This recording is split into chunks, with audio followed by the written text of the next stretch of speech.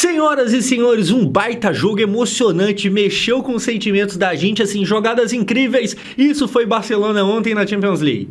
Esse jogo aqui terrivelmente ruim, muito fraco mesmo. Assim, os dois times, um brigando pra ver quem é que é pior que o outro, o gramado horroroso, a câmera balançando mais do que tudo. Mas enfim, vamos comentar disso aqui. Fase ainda inicial de Copa do Brasil, horroroso jogo. Se você conseguiu assistir a partida inteira sem morrer, sem dormir, você tem o desafio de assistir esse vídeo aqui. Comente depois no final se você chegou no final, porque olha só, como é que veio o Vasco pra campo hoje? O Vasco do Carille, mentira, não é mais do Carille. O Vasco do Felipe Maestro interino veio a campo com esses 11 jogadores aqui, só craque, só lenda, lembra muito a seleção de 2002.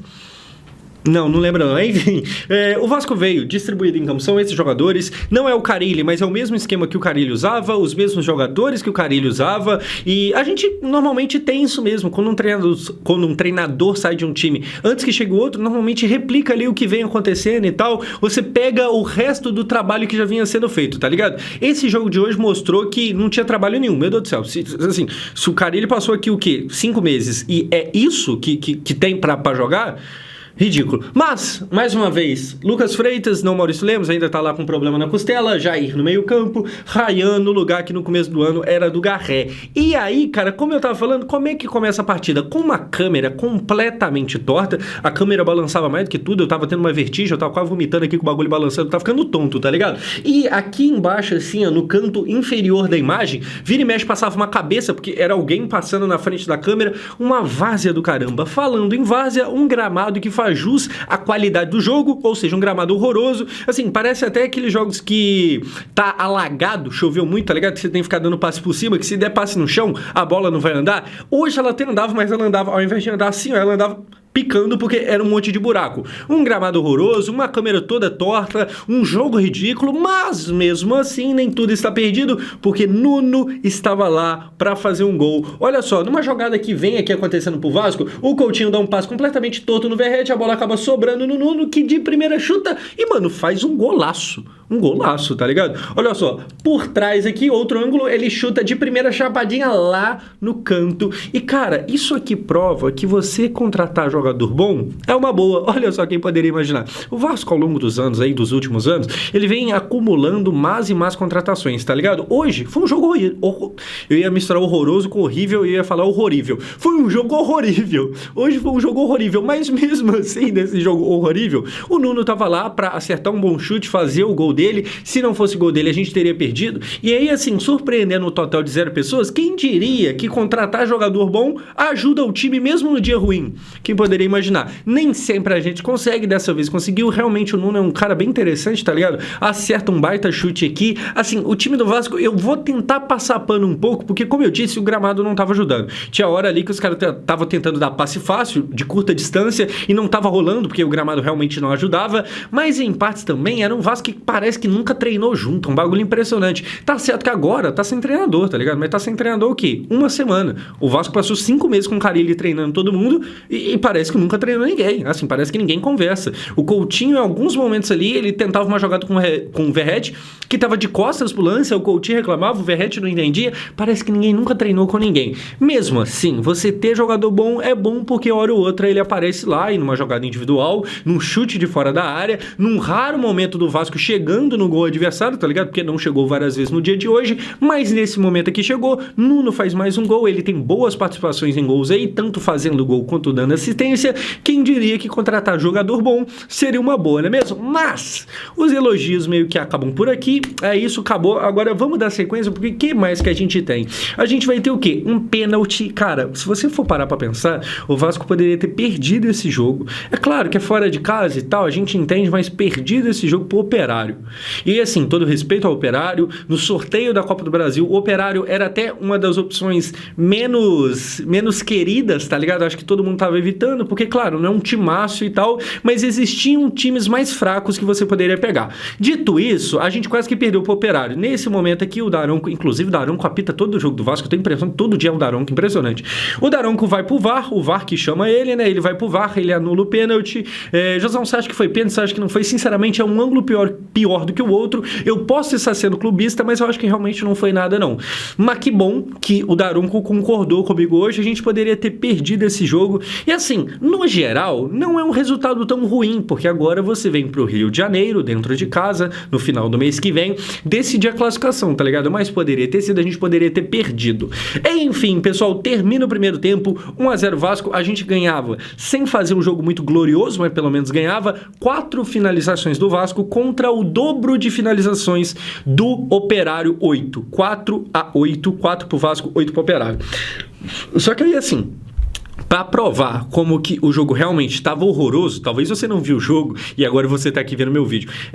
O Vasco teve 4 finalizações, 2 foram no gol, uma o goleiro pegou tranquilo, o outro foi o gol, tá ligado? Do Operário, 8 finalizações. Sabe quantas defesas do Léo Jardim? Absolutamente nenhuma. Mas enfim, eles finalizam mais do que a gente, apesar de finalizar completamente errado, e eles também tinham mais posse de bola. O Operário terminou o primeiro tempo com 55 contra 45, ou seja, ali estava meio empatado e tal. Esse vídeo aqui nem tem inserção da Flash Score, tá ligado? Não vai ter propaganda nem nada, mas eu tirei os dados de lá e vendo os dados eu falei, Jesus amado, nós tá ganhando, mas nós tá finalizando menos, a gente tá ficando menos com a posse de bola e é o Vasco Operário. Se tá assim contra o Operário, imagina daqui a pouco contra o Palmeiras. É desanimador, cara. No segundo tempo a gente tem Léo Jardim fazendo a primeira defesa dele no jogo aos 17 minutos do segundo tempo. Só aos 17 do segundo, o Operário foi acertar o primeiro chute no gol. Isso mostra como que esse jogo estava muito empolgante, era um futebol muito bem jogado. Eu quase estava dormindo aqui na minha mesa assistindo esse jogo.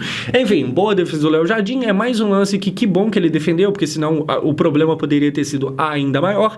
Esse empate não é tão ruim assim, poderia ter sido uma derrota, talvez até de mais de um gol de diferença, não foi, graças ao Daronco que tirou o pênalti, graças ao Léo Jardim, graças a outras coisas aqui. Na sequência, pessoal, o que a gente vai ter? Gol do Fantasma, gol do Bosquilha, olha só, cara, assim, repara na marcação do Vasco. O Bosquilha pega aqui na entrada da área, absolutamente ninguém marcando. O Vasco, ele tem uma parada que ele chega no segundo tempo e, cara, eu acho que essa galera nunca treinou, nunca fez uma academia, nunca fez um preparamento físico, porque o Vasco morre no segundo tempo. E aí, com muita liberdade, o Bosquilha e São Paulo chuta, faz um bonito gol, tá aqui ele, Bosquilha, ele que um dia já foi substituído pelo Kylian Mbappé.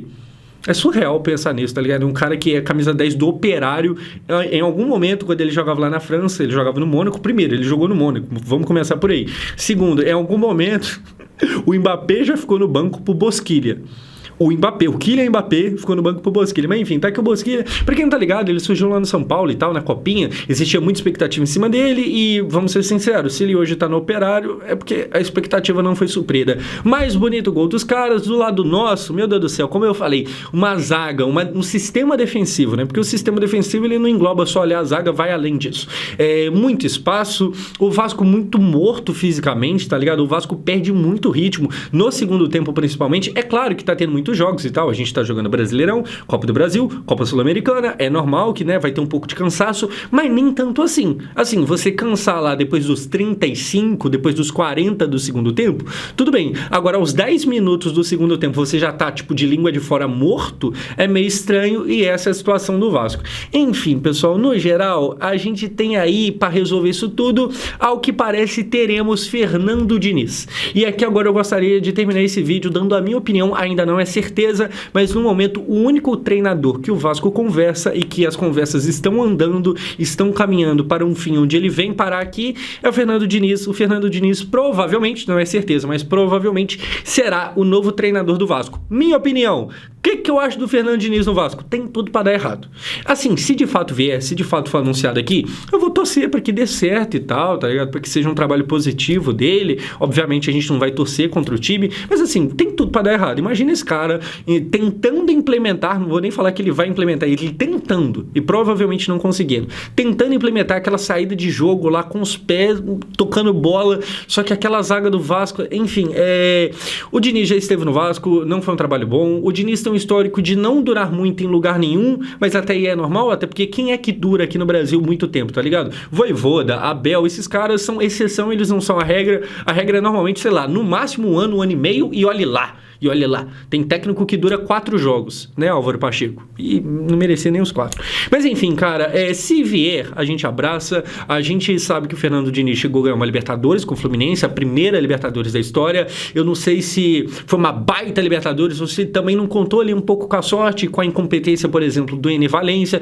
Acho que tem esses fatores, mas isso não muda o fato que ele ganhou uma Libertadores. Então, assim, vai que ele vem, a gente ganha uma Sul-Americana, ou então ganha uma Copa do Brasil, Brasileirão sem chance. Isso aí você esquece. É mais fácil eu aprender a voar amanhã do que o Vasco ganhar esse Brasileirão. Mas quem sabe uma Copa o Vasco não acaba ganhando. Assim, é tentar se apegar a otimismo barato e infundado. Porque se você for parar pra ver, assim, não tem muito onde a gente acreditar que vai dar bom, não. Mas a gente acredita, a gente torce pra que isso aconteça.